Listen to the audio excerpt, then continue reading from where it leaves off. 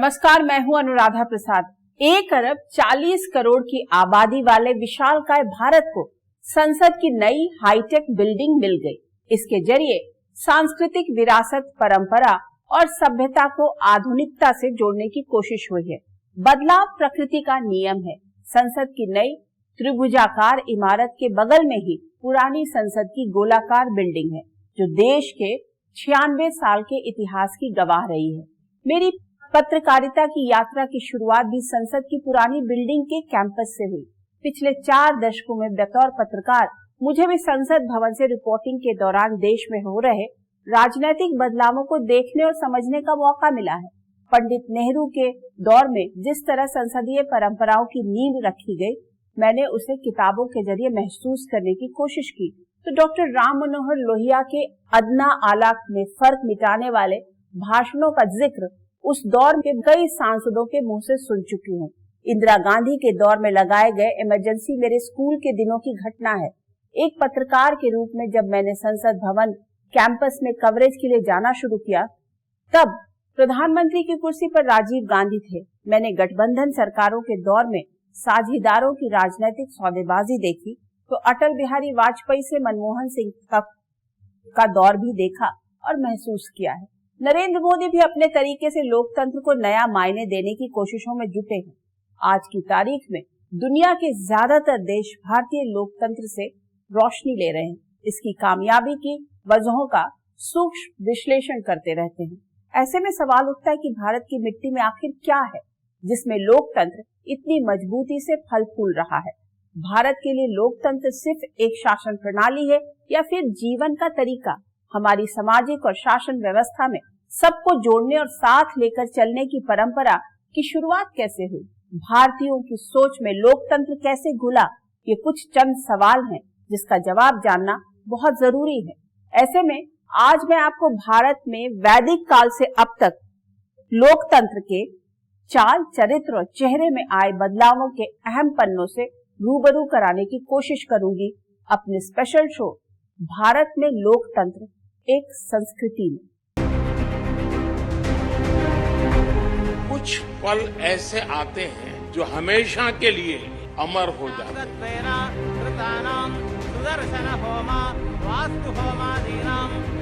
नए रास्तों पर चलकर ही नए प्रतिमान गढ़े जाते हैं। फलप्राप्त्यर्थम श्री महागणपति प्रीत्यर्थम नया जोश है, नया उमंग है, नया सफर है, नई सोच है। दिशा नहीं है, दृष्टि नहीं है, संकल्प नया है, विश्वास नया है।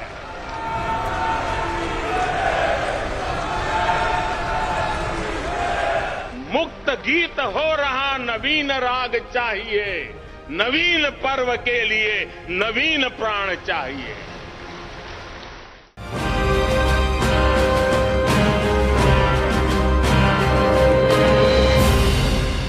भारत में लोकतंत्र के बीजारोपण की बात करने से पहले ये जानना भी जरूरी है कि संसद की नई भव्य इमारत का लोकार्पण कैसे हुआ। इसमें आधुनिकता और पुरानी परंपराओं का मेल कराने की कोशिश किस तरह से हुई है। जिस तरह 1947 में पवित्र सेंगोल के जरिए सनातन परंपरा के मुताबिक अंग्रेजों से सत्ता का हस्तांतरण हुआ था, उसी सेंगोल को नई संसद भवन में अध्यक्ष के आसन के सामने स्थापित कर दिया गया है, जो निष्पक्ष और न्याय संगत शासन के लिए सत्ता में बैठे हर शख्स को उसकी जिम्मेदारी का एहसास दिलाता रहेगा। लोकतंत्र हमारे लिए सिर्फ एक व्यवस्था नहीं, एक संस्कार है, एक विचार है, एक परंपरा है। ये सिर्फ एक भवन नहीं है, ये 140 करोड़ भारतवासियों की आकांक्षाओं और सपनों का प्रतिबिंब है। आजाद भारत की नई संसद के उद्घाटन कार्यक्रम पर सिर्फ देश के 1 अरब 40 करोड़ लोगों की ही नहीं, पूरी दुनिया की नजरें थी।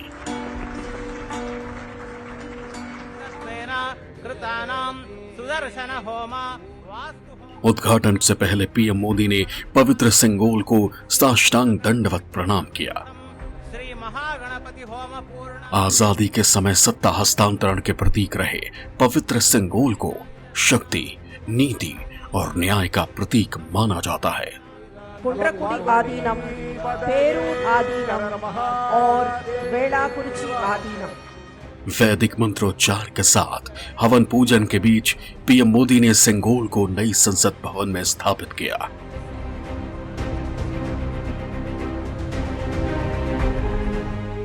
नई संसद के निर्माण में योगदान देने वाले श्रम योगियों का प्रधानमंत्री मोदी ने सम्मान किया।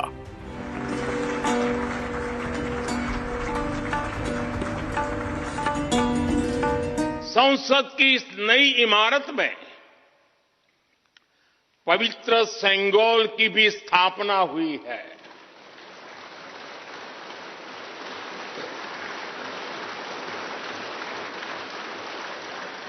महान चोल साम्राज्य में सेंगोल को कर्तव्य पथ का, सेवा पथ का, राष्ट्र पथ का प्रतीक माना जाता था।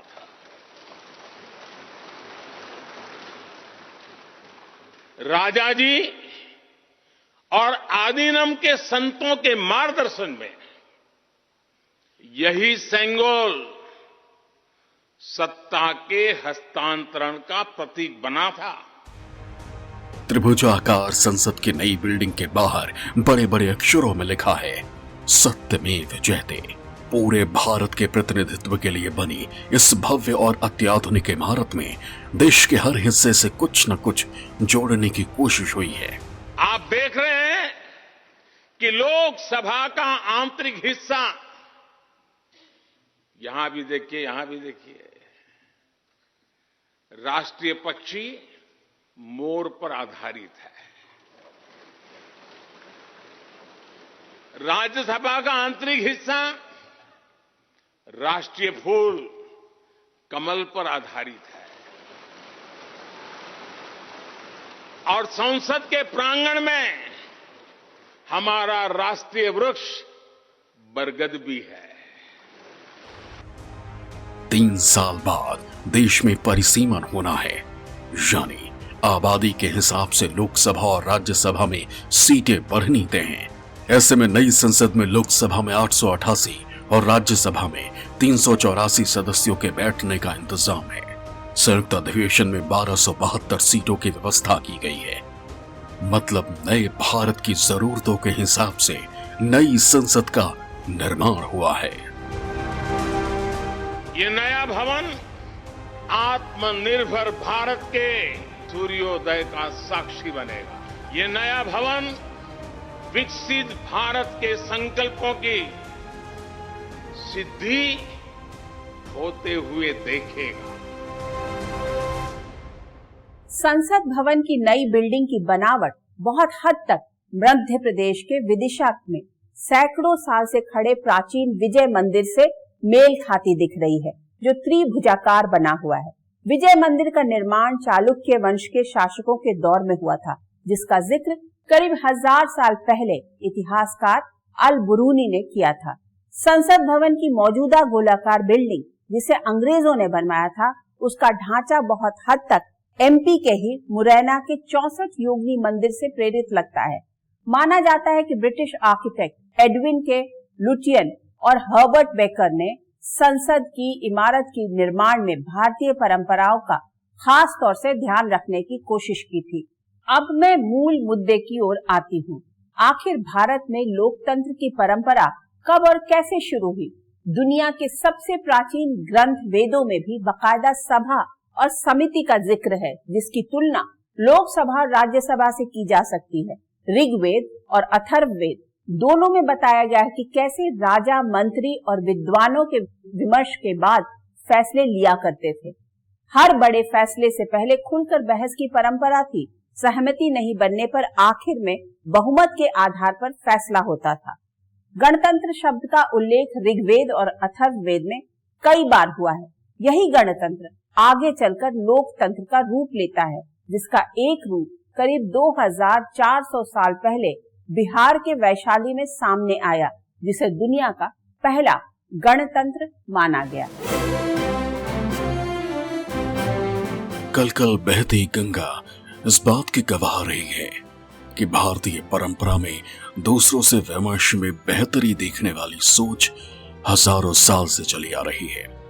वेद और पुराणों में गणतंत्र का जिक्र है। शासन व्यवस्था में फैसला लेने के लिए सभा और समिति जैसी संस्थाओं के बारे में लिखा गया है, जिनकी तुलना आज की संसदीय प्रणाली के एक रूप से की जा सकती है। वैदिक काल में बहुत स्पष्ट लोकतंत्र की शुरुआत के प्रमाण हमको दिखाई देने शुरू हो जाते हैं, क्योंकि अथर्ववेद में एक उल्लेख आता है सभा और समिति का। सभा, समिति, विदत, समन, ये संस्थाएं होती थी उसमें। और सभा और समिति बिल्कुल आज के हिसाब से अगर हम देखें तो जो हमारा अपर हाउस और लोअर हाउस है उसके प्राकरूप के रूप में मान सकते हैं, उसके प्रिमिटिव फॉर्म्स के रूप में मान सकते हैं। ये जो तर्क की परंपरा रही है, विवाद की परंपरा रही है, डिस्कशन और डिबेट की परंपरा रही है, ये तो एथेंस के जन्म से पहले से भारत में रहा है। तो भारत में लोकतांत्रिक परंपरा या इसकी जड़ें वैदिक काल से ही रही है। रामायण और महाभारत में भी राज धर्म का जिक्र है। ये कहीं ना कहीं राजा की लोगों के प्रति जवाबदेही की ओर इशारा करता है। उस दौर को भी लोकतंत्र का ही एक रूप कहा जा सकता है। महाभारत काल के शांति पर्व में भी एक ऐसी संस्था का वर्णन है जहां लोगों की आपसी रजामंदी से फैसला होता था। बौद्ध काल के समय तक लोकतंत्र का स्वरूप और मुखर हो गया। वैशाली में सभा और समिति, ये हम लोग जानते हैं, सभा और समिति की परंपरा भी 6ठी शताब्दी BC, उस समय बुद्ध और महावीर दोनों ही वैशाली में रहते थे और शास्त्रार्थ होते रहते थे। दर्शन क्या है, जीवन का अर्थ क्या है, मानव को कैसे सुखी बनाया जाए। तो भारत में लोकतंत्र के लिए जो लोकतंत्र की जो आत्मा है, डिबेट और डिस्कशन, ये तो हजारों साल पुरानी परंपरा उसका एक हिस्सा रहा है। मौजूदा बिहार के वैशाली की मिट्टी को गणतंत्र की जननी माना जाता है, जिसकी स्थापना लिच्छवियों ने की थी। मकसद था बाहरी आक्रमण की स्थिति में लोगों का समर्थन हासिल करना। लिच्छवी के लोगों ने आपस में मिलकर राजा का चुनाव किया। ऐसे में बाहरी आक्रमणों से बचाव से लेकर अंदरूनी समस्याओं को सुलझाने में भी लोगों की सहभागिता बढ़ी। ऐसे में वैशाली दिनों दिन मजबूत होता गया। जैसे लिच्छवियों में एक संस्थागार होता था, वैशाली के लिच्छवियों में एक उनके बैठने का स्थान था, जहां पर उल्लेख आता है बौद्ध ग्रंथों में कि 7707 राजा उसमें बैठते थे। ऐसा माना जाता है कि जो एलीट क्लास होता था, जो कुलीन लोग होते थे, उन परिवारों के सदस्य वहां पर प्रतिनिधि के रूप में बैठते थे और सभी निर्णय उस राज्य को, उस गणराज्य को संचालित करने के सभी निर्णय मिलजुल कर लेते थे। उसमें समानों में प्रधान की स्थिति थी, अगर कोई प्रधान था भी, क्योंकि सभी के सभी राजा कहे जाते थे। वैशाली गणराज्य में व्यवस्थाएं सही तरीके से चलाने के लिए कुछ समितियां बनाने का भी जिक्र मिलता है, जो हर तरह के कामों पर पैनी नजर रखती थी। समितियां समाज की जरूरतों के हिसाब से नियम कायदों में बदलाव लाती थी, ठीक उसी तरह जैसे आज की तारीख में विधायक या सांसद करते हैं। फैसला लेने की नई प्रक्रिया के बीच वैशाली की ताकत दिनों दिन मजबूत होती गई। ऐसे में दूसरे हिस्सों में भी गणतंत्र को अपनी सहूलियत के हिसाब से अपनाने का चलन आगे बढ़ने लगा। राजनीति के प्रकांड पंडित चाणक्य ने अपनी किताब अर्थशास्त्र में 2 तरह के गणतंत्र का जिक्र किया है। पहला, जिसमें सिर्फ राजा ही फैसला लेते थे। दूसरा, जिसमें फैसला लेने की प्रक्रिया में कोई भी शामिल हो सकता था। पाणिनि की अष्टाध्यायी में जनपद का जिक्र है, जिसमें लोगों द्वारा चुने गए प्रतिनिधि शासन की जिम्मेदारी संभालते थे। भारत के कई हिस्सों में समय के साथ लोकतंत्र की स्वस्थ परंपरा आगे बढ़ती रही, जिसका एक खूबसूरत मॉडल करीब 1000 साल पहले दक्षिण भारत में था। तमिलनाडु के चेन्नई से करीब 90 किलोमीटर की दूरी पर एक छोटा सा शहर है उत्तर मेरूर, जहां के बैकुंठ पेरुमल मंदिर की दीवारों पर जो शिलालेख है वो उस दौर के आदर्श लोकतांत्रिक शासन प्रक्रिया की गवाही देते हैं। लोकतंत्र के करीब 1000 साल पुराने इस मॉडल में भागीदारी, जवाबदेही, प्रतिनिधित्व, आम सहमति और स्वशासन का एक ऐसा विस्तृत ब्लूप्रिंट है जो संभवतः 20वीं और 21वीं सदी के पश्चिम देशों के लोकतंत्रीय मॉडलों में भी नहीं दिखता है। उत्तर मेरूर के बैकुंठ पेरुमल मंदिर के दीवारों पर एक ऐसा शिलालेख है जो इस बात की गवाही देते हैं कि दक्षिण भारत में करीब 1000 साल पहले भी शासन प्रशासन के लिए लोकतांत्रिक प्रक्रिया प्रचलन में थी। यहाँ तक कि कौन चुनाव में हिस्सा ले सकता है उसके लिए भी योग्यता तय थी। किस तरह के लोगों का चयन होना चाहिए, उनकी अर्हताएं तय होती हैं। शायद मुझे कई बार लगता है कि आज भी हम उतनी स्पष्ट अर्हताओं, उतनी स्पष्ट एलिजिबिलिटी क्राइटेरिया नहीं निर्धारित कर सके हैं। तमिलनाडु में चोल साम्राज्य के दौर में उत्तरा मेरूर के ग्रामीणों ने व्यवस्थित व्यवस्था के लिए जिस प्रणाली को अपनाया था उसमें पूरे क्षेत्र को 30 हिस्सों में बांटा गया था। साल में एक बार चुनाव की व्यवस्था थी। खातों की जांच से लेकर उम्मीदों पर खरा नहीं उतरने वाले प्रतिनिधियों को वापस बुलाने जैसी व्यवस्था भी थी। जैसे आज भी हमारे यहाँ जो चुनाव होते हैं, जो भी होता है जैसे ग्राम सभा का, तो रियल देखिए तो विकेंद्रीकरण हमारे यहाँ सत्ता का बहुत पहले से रहा है। केंद्रीय सत्ता होते हुए भी सत्ता का विकेंद्रीकरण ये ऊपर से नीचे तक बहुत जमाने से रहा है। भले ही गांव होने की वजह से उत्तर मेरूर के लोकतंत्र मॉडल का दायरा सीमित हो सकता है, लेकिन वहां के शिलालेखों पर दर्ज नियम कायदों की तुलना लिखित संविधान से की जा सकती है। तमिलनाडु में मिला 900 ईस्वी का शिलालेख आज भी हर किसी को हैरान कर देता है। करीब 900 साल पहले समाज सुधारक और लिंगायत संप्रदाय के संस्थापक गुरु बसवेश्वर ने अनुभव मंडप की स्थापना की थी। ये उस दौर में सामाजिक, आर्थिक और राजनीतिक मुद्दों पर चर्चा के लिए एक सामान्य मंच था। दक्षिण के अनुभव मंडप को लोकतांत्रिक प्रक्रिया से लोगों की समस्याओं को सुलझाने वाले मंच के रूप में देखा जा सकता है। वक्त के साथ सामाजिक व्यवस्था में कई ऐसी संस्थाएं आकार लेने लगी जिनकी तुलना नए दौर की संसद से की जा सकती है। 18वीं शताब्दी के आखिर में अमेरिका ने पूरी दुनिया को राजतंत्र से हटकर लोकतंत्र की राह दिखाई। अमेरिका दुनिया का पहला देश बना जिसका संविधान लिखित था। अमेरिका से चली लोकतंत्र की हवा का असर यूरोप में भी दिखने लगा। फ्रेंच रेवोल्यूशन से यूरोप समेत दुनिया के दूसरे हिस्सों में भी लोकतंत्रीय विचारों और गणतंत्र के लिए मजबूत जमीन तैयार होने लगी। भारत की सोच में पहले से ही लोकतंत्र की जड़ें मजबूत थी। ग्रामीण भारत में तो हजारों सालों से आपसी सहमति से फैसला लेने की परंपरा थी। गांव एक तरह से ऑटोनोमस यूनिट की तरह थे, जहां प्रशासन का मामला हो, उत्पादन का मामला हो या फिर न्याय का मामला। आजादी की लड़ाई में महात्मा गांधी ने देश के कमजोर से कमजोर आदमी को जोड़ दिया। 1947 में जब भारत को आजादी मिली तो महात्मा गांधी समेत ज्यादातर नेता भारत के लिए एक ऐसी शासन व्यवस्था की वकालत कर रहे थे जिसको समाज के आखिरी पायदान पर खड़ा आदमी भी महसूस करे। मुल्क को गढ़ने से लेकर शासन व्यवस्था में उसकी बराबर की हिस्सेदारी हो। भारत को चलाने के लिए आपसी सहमति और लंबी बहस के बाद संविधान का निर्माण हुआ। उसमें सभी शक्तियों का स्रोत लोगों को बनाया गया। साथ ही लोकतंत्र की मजबूती के लिए संवैधानिक संस्थाओं और स्वस्थ संसदीय परंपराओं को सींचने का काम भी पूरी शिद्दत से हुआ।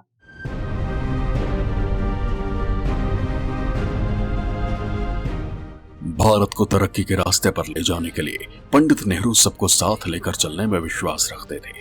वैचारिक विरोध और विरोधाभासों के बीच सहमति बनाने में देश की तरक्की देख रहे थे। पंडित नेहरू ने हर तरह की सोच का पूरा सम्मान किया और एक स्वस्थ संसदीय लोकतंत्र स्थापित करने में हर किसी की क्षमता का पूरा इस्तेमाल किया। जब देश आज़ाद हुआ तो उनके समक्ष एक बहुत बड़ी चुनौती थी कि भारत की आज़ादी को कैसे बरकरार रखा जाए, भारत की लोकतांत्रिक संस्थाओं को कैसे मजबूत बनाया जाए। ये सवाल सबसे बड़ा सवाल था और उनको ये लगा कि ये तब तक नहीं हो सकता जब तक भारत स्वावलंबी नहीं होगा। स्वावलंबी जब होगा तभी भारत अपनी संप्रभुता और अक्षुण्ण रख पाएगा। संविधान निर्माण के बाद लोकतंत्र में लोगों का भरोसा बढ़ाने के लिए लोकसभा और विधानसभा चुनावों की तैयारियां शुरू हुई। तब 21 साल के ऊपर के सभी वयस्कों को मताधिकार मिला। चुनाव की प्रक्रिया करीब 6 महीने तक चली। सभी पार्टियों ने अपने अपने विचारधारा और मुद्दों के हिसाब से वोट मांगा, लेकिन लोगों ने पूर्ण बहुमत से कांग्रेस को देश को संभालने और आगे बढ़ाने की जिम्मेदारी के लिए चुना।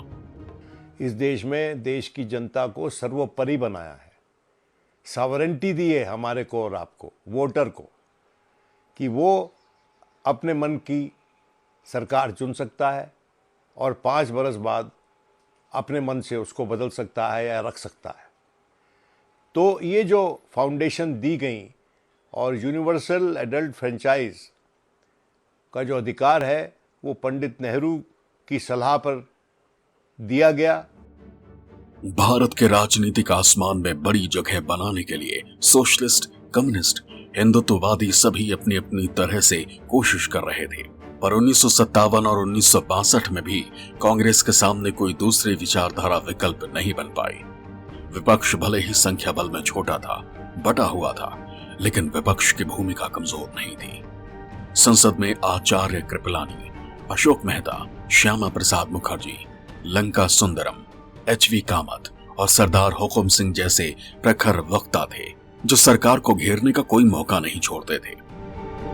पंडित नेहरू ने कभी विपक्ष को दबाने की कोशिश नहीं की, सरकार कभी हेकड़ी से चलाने की कोशिश नहीं की। पूर्व प्रधानमंत्री अटल बिहारी वाजपेयी ने एक बार संसद में पंडित नेहरू के दौर में पक्ष विपक्ष के रिश्तों का जिक्र किया। ऐसा नहीं है कि नेहरू जी से मतभेद नहीं थे, और मतभेद चर्चा में गंभीर रूप से उभर कर सामने आती थी।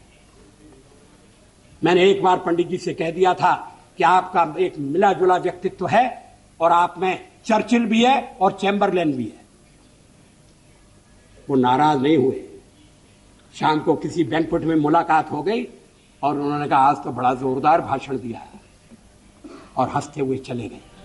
पंडित नेहरू अच्छी तरह जानते थे कि इतनी विविधता वाले और बड़े भारत को अगर कोई जोड़े रख सकता है तो वो है बेहतर संवाद और एक दूसरे का सम्मान।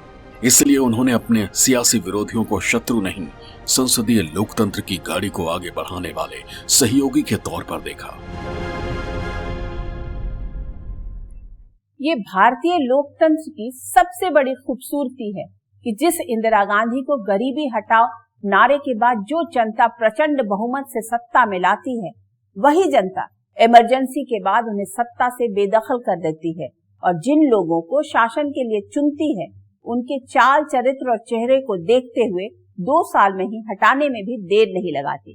खंडित जनादेश देकर देश के लोग वैचारिक रूप से अलग पार्टियों को साथ आने पर मजबूर करते हैं, तो सत्ता के लिए सौदेबाजी की सियासत भी देखते हैं। भारतीय लोकतंत्र के इतिहास के पन्नों में वीपी सिंह से लेकर चंद्रशेखर तक, एच.डी. देवेगौड़ा से लेकर आई.के. गुजराल तक, नरसिम्हा राव से लेकर अटल बिहारी वाजपेयी तक का जिक्र है। 10 साल तक मनमोहन सिंह ने भी गठबंधन सरकार चलाई। गठबंधन की राजनीति की सबसे बड़ी दिक्कत यह है कि सत्ताधारी दल की डोर हमेशा उसके सहयोगियों के हाथों में रहती है। ऐसे में सहयोगी अपनी ताकत के हिसाब से सौदेबाजी करने का मौका हाथ से नहीं जाने देते।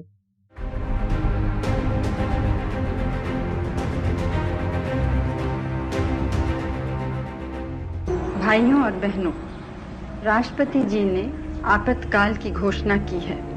संसद भवन की इस इमारत ने इमरजेंसी का दौर भी देखा है, और इमरजेंसी के बाद हुए चुनावों में इंदिरा गांधी को सत्ता से बेदखल होते भी, सत्ता के लिए अलग अलग सोच के नेताओं को गठबंधन करते भी, सत्ता के लिए जोर तोड़ देखा तो एक दूसरे को लंगड़ी मारने का खेल भी। 1989 के बाद केंद्र में गठबंधन की राजनीति का प्रयोग बड़े पैमाने पर शुरू हुआ।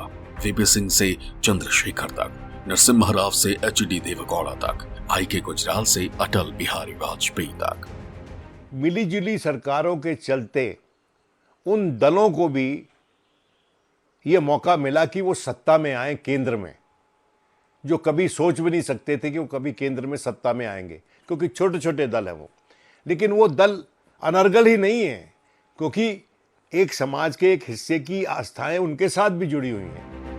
गठबंधन की राजनीति के दौर में क्षत्रपों ने समर्थन के बदले पसंद के मंत्रालय से लेकर अपने राज्यों के लिए खास पैकेज लेने की कोशिश की। डॉक्टर मनमोहन सिंह ने भी 10 साल गठबंधन सरकार चलाई। संसद की ये भव्य इमारत गवाह रही है कि उस दौर में सरकारों को बनाने से लेकर गिराने के लिए किस तरह से दांवपेच आजमाए गए, लेकिन जो भी फैसला हुआ सदन के पटल पर हुआ। गठबंधन सरकारों को किसी भी बड़े फैसले से पहले समर्थन देने वाली पार्टियों के बड़े नेताओं का मुंह देखना पड़ता था। भारतीय लोकतंत्र के उस दौर को पॉलिटिकल पंडित अपने अपने चश्मे से देखते हैं। क्षेत्रीय दल सहायक हो सकते हैं, राष्ट्रीय पार्टी जब तक सत्ता में नहीं रहेगी तो कोई स्थायी नहीं हो सकता। 2014 में नरेंद्र मोदी प्रचंड बहुमत से लैस होकर जब पहली बार संसद के मुख्य द्वार पहुंचे तो मत्था टेका। करीब 25 साल बाद देश को पूर्ण बहुमत वाली सरकार मिली, जिसके सामने बड़े और कड़े फैसले लेने के लिए गठबंधन साझेदारों की ओर देखने की मजबूरी नहीं थी। नरेंद्र मोदी ने अपनी खास कार्यशैली से राजनीति को 24/7 जॉब बना दिया। जो रुक जाता है उसका भाग्य भी रुक जाता है, लेकिन जो चलता रहता है उसी का भाग्य आगे बढ़ता है, बुलंदियों को छूता है। और इसलिए चलते रहो, चलते रहो। संसदीय परंपराओं को भी वक्त के साथ नए मायने मिलने लगे। चुनी सरकारों के सामने लोगों की उम्मीदों पर खरा उतरने की चुनौती बढ़ गई। ऐसे में सरकारों पर बेहतर प्रदर्शन का दबाव बढ़ा तो सत्ताधारी पार्टियों ने भी विपक्ष को साथ लेकर चलने की जगह लोगों के दिल में जगह बनाने और वोट के लिए नए नए फॉर्मूले आजमाने शुरू कर दिए। दुनिया के सबसे बड़े लोकतंत्र में सत्ता में चाहे कोई भी पार्टी रही हो, जनता के फैसले को सबने दोनों हाथ जोड़कर कबूल किया है। लोगों ने हमेशा अपनी वोट की ताकत से तय किया है कि कौन सत्ता में रहेगा और कौन सत्ता से बाहर। वक्त के साथ भारत में लोकतंत्र की परंपरा और तौर तरीकों में बदलाव आता रहा है। लोगों की सरकार से उम्मीदें बढ़ी हैं तो चुनाव में तंत्र हावी होता जा रहा है। राजनीतिक दलों का भी पुरानी संसदीय परंपराओं को लेकर नजरिया बदला है। सिर्फ भारत ही नहीं, पूरी दुनिया में त्रेता युग के राम राज्य को एक आदर्श शासन प्रणाली के तौर पर देखा जाता है, जिसे पश्चिम के पॉलिटिकल पंडित कभी उटोपिया तो कभी मर्यादित राजतंत्र का नाम देते हैं। वो शासन प्रणाली भी आज की पार्टिसिपेटरी डेमोक्रेसी और डिस्ट्रीब्यूटिव जस्टिस के आगे की चीज रही होगी, जिसमें समानता, स्वतंत्रता और सहभागिता के साथ सबकी आर्थिक और सामाजिक खुशहाली का मंत्र छिपा था। लोकतंत्र की उसी परंपरा की एक झलक आचार्य कौटिल्य की किताब अर्थशास्त्र में भी है, जिसमें राजा के लिए कर्तव्य और जिम्मेदारी का जिक्र है। दक्षिण भारत के मंदिरों में सामाजिक मसलों से लेकर आपसी हित से जुड़े मुद्दों पर सहमति से फैसला लेने का चलन था। अंग्रेजों के दौर में भी चुनाव और प्रतिनिधित्व की व्यवस्था आगे बढ़ी तो आजादी के बाद भारत के अगुवाओं ने यहाँ जरूरतों के हिसाब से लोकतंत्र को अपने सांचे में ढाला, जिससे लोगों की बेहतरी के लिए ज्यादा से ज्यादा काम किया जा सके। संसद की भव्य और अत्याधुनिक इमारत भारत के 1 अरब 40 करोड़ लोगों की उम्मीदों का प्रतिनिधित्व कर रही है। ऐसे में संसद की नई इमारत में देश के लोग जिसे भी बैठने का मौका देंगे, उनके ऊपर हजारों साल से भारत के कण कण में मौजूद लोकतंत्र की समृद्ध संस्कृति को आगे बढ़ाने की बड़ी जिम्मेदारी होगी। आज के इस एपिसोड में इतना ही। बस आपसे फिर मुलाकात होगी किसी ऐसे मुद्दे के साथ जिसे जानना और समझना हमारे लिए बहुत जरूरी होगा। तब तक के लिए मुझे दीजिए इजाजत। निष्पक्ष खबर, सटीक विश्लेषण और अपने हक से जुड़े मुद्दों के लिए आप देखते रहिए न्यूज़ 24। नमस्कार।